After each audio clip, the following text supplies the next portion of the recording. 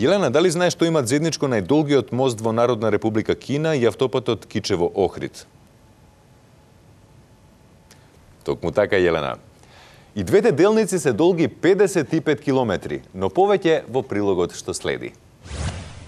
Со третиот анекс на договорот, потпишан на почетокот на месецот, се очекува автопато Кичево-Охрид да чини дополнителни 150 милиони евра, или преведено на јазикот на владата, тоа е неверојатна заштеда од 70 до 100 милиони евра.